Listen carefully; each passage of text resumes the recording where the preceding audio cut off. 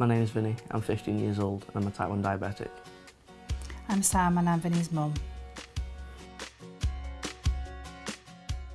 When I was first diagnosed, I was 14 years old, and I think the worst thing about finding out I had diabetes was mainly having to monitor everything I ate and drunk, and having to get into the mindset of having to finger stick every day and inject every day, carb count everything I was going to eat, and make sure everything I drank was sugar-free.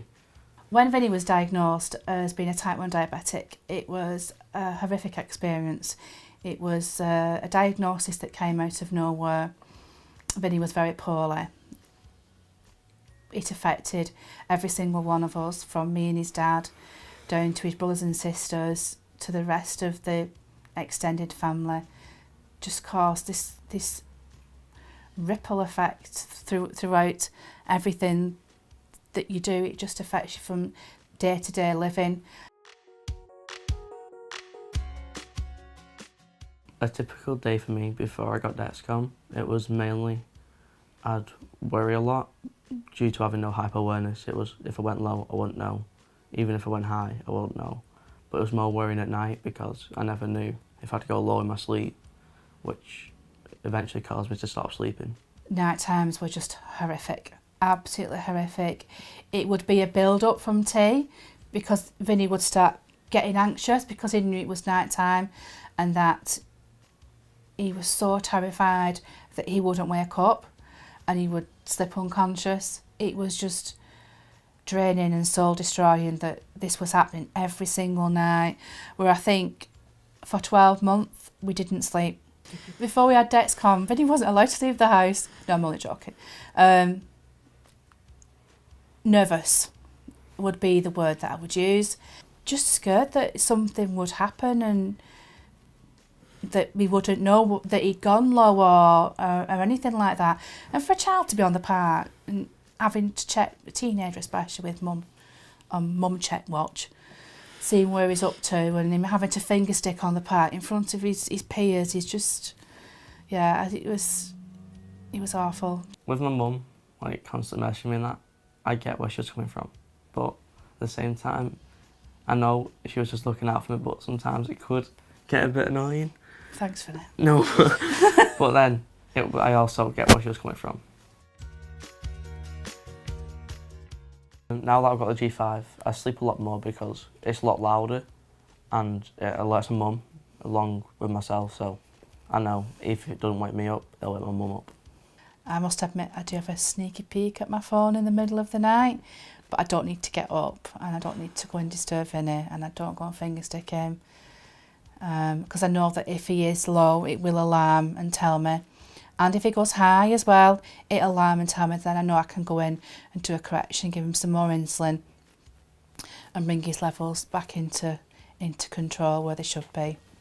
My favourite feature about the G5 is probably the fact that I have my device as well as it connects to my phone, so it's like I always have a backup. And it also helps when it comes to like my mocks and my exams in school, because I have to turn my phone off and leave it in my bag, but I can take my device with me and put it on silent. I use a Share app so that I can keep my eye on Vinny.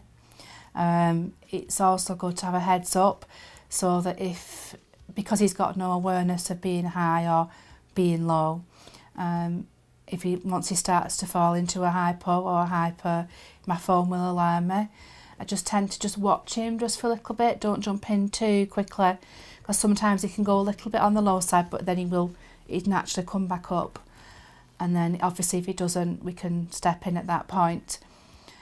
School love it because it's like another set of eyes looking on him. That's how his teacher said it was for them. One incident was he was doing PE and he was up playing rugby, and my phone had alarmed to say that he was a 3.9 going straight down. The rule with Vinny with school is that I watch it for 5 or 10 minutes, and if it starts getting below 3 or heading that way and he's not come back up after 10 minutes, that I am allowed to ring school. So at this particular point I rang school, spoke to the lady that deals with medical and said, I've got an alarm off Vinny. At that point it was 3.4, still going down. I said, I'm only ringing because I do know that he's got PE and that maybe he's not got his phone or with him, or his device might be on the side of the pitch. And she came to find you, didn't she? Mm. So she said she was running down the corridor to try and find Vinny. But by the time she got to him, he'd gone a bit low and had gone wobbly at that point. So really, if I'd not picked it up, he could have carried on playing and just not realised, because I think your device was at the side of the pitch, weren't it? And that was good because we picked him up there and then, and she dealt with him and sorted it out. So it does work even in school. It's really good. And given me the confidence for him to be out with his friends, and not me watching him ringing him every 5 minutes to see where he is and if he's okay. And especially now, because he's going to college this time, so that's even less of a security blanket than high school is. So I feel quite happy about him going there, knowing that he's going to be fine.